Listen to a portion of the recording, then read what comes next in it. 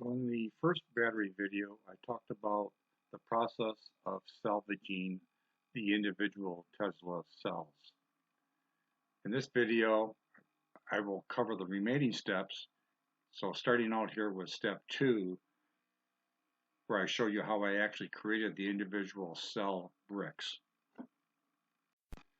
So as I made each brick for the project, I would take each cell and apply these insulated rings to the top to ensure that there was a good separation between the anode and cathode of the cells. Also, as I prepared each brick, I would check the voltage of the cell compared to when I originally separated it from the original module. And any cell that showed some degradation, I would scrap. I wanted to make sure that all the cells were of high quality.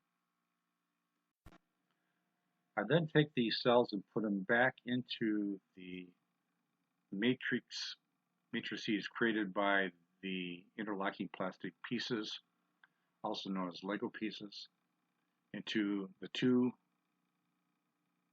shapes that I need for packaging, a 3x24 and a 9x8.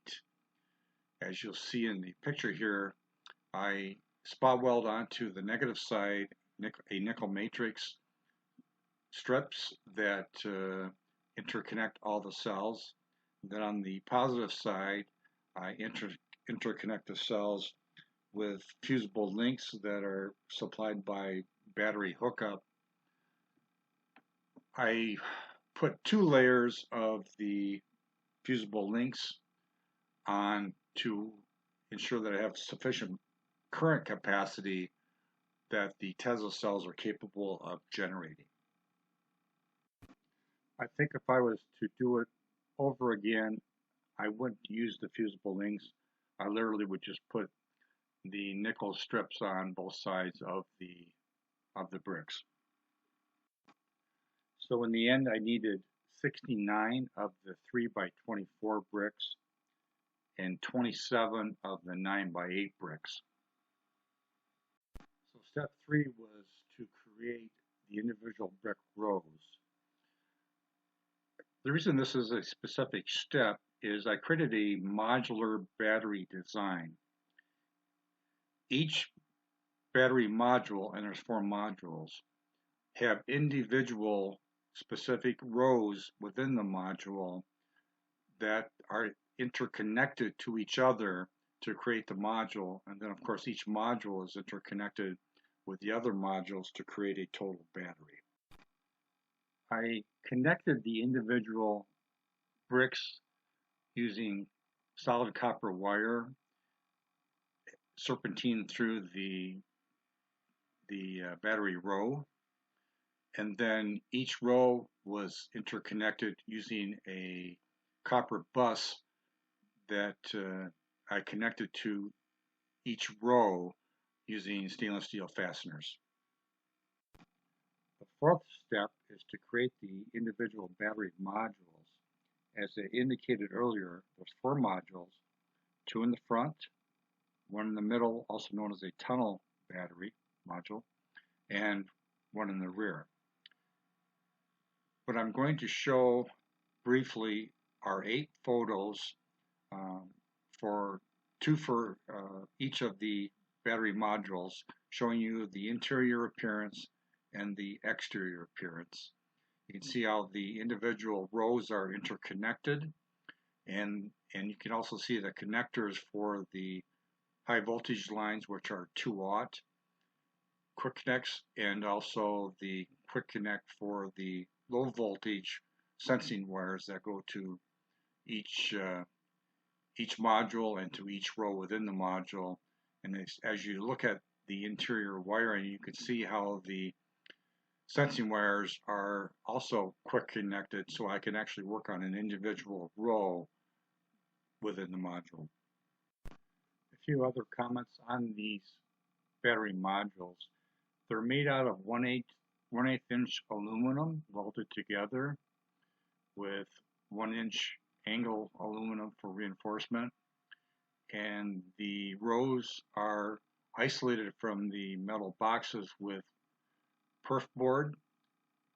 I find that perf board actually works quite well as an insulator and also lets the air flow between the individual rows and bricks.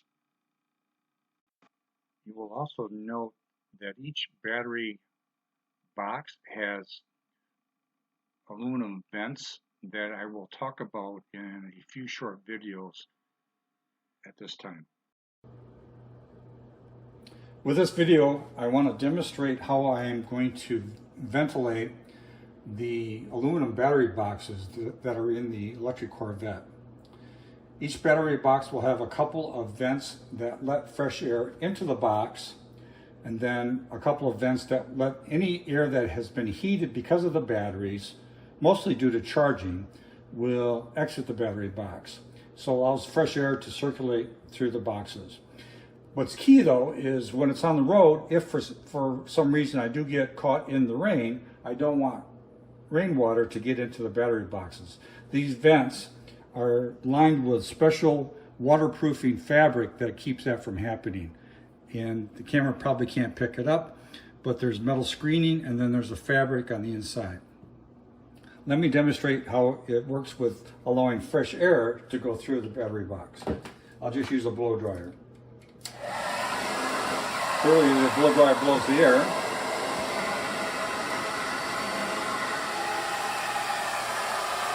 It really has no restriction for the fresh air flowing through the vents. I'll stop the video now and then demonstrate how these vents allow water to keep from entering the battery box. Now with this video, I'll demonstrate how these vents keep water out of the battery boxes. I'll just assume that's a trickle of rainwater trying to come into the battery box, and I'll just pour it into the louvers of the vent. And if you look at the exit, or this would be the inside of the battery box, you'll see how it keeps the water out. See how it remains dry? No water is entering the battery box. Okay.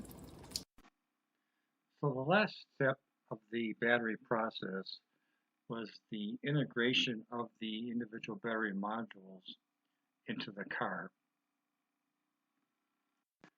The Corvette actually has a unique design where if you have a vehicle lift, you can separate out what I call the rolling chassis, the front cradle with the engine attached, the torque tube attached to the engine that's attached to the rear transmission, which is attached to the rear differential, which is mounted on the rear cradle. So that complete unit can be separated and lowered, and if you wanted to work on any individual part, it makes it very easy to do. So what you're going to see is I'm going to replicate that with the battery modules.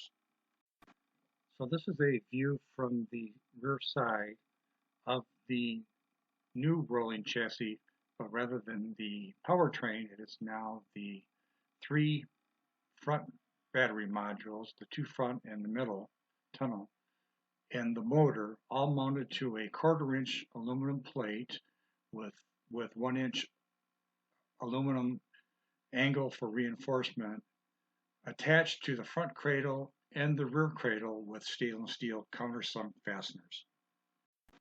So this entire rolling chassis is then attached to the body / frame by lowering that onto the rolling chassis. The front cradle is attached with 4 fasteners, the rear cradle with 4 fasteners, and then the tunnel was attached using riv nuts and 5/16-inch stainless steel fasteners. The battery modules are interconnected with a 2-watt high voltage cable, and as you saw earlier, there's a main disconnect on the center console for that high voltage line. The high voltage line goes through a high voltage fuse as well, and both fed into the rear control box. The VMS is an Orion 2. It is mounted on the right waterfall essentially where the old right fuel tank used to be. You can see the multicolored low voltage sensing wires that go to each of the bricks. I have, as you saw earlier, quick connectors for each of the battery modules for these wires to attach to. I also have one thermal couple for each of the battery modules, so a total of 4, plus ambient monitors. And what I can tell you after driving some miles now with this car, those batteries are essentially always at the ambient air temperature. The charger is made by Overtech and has an integrated DC to DC converter. It is mounted on the left waterfall where the left fuel tank used to be mounted.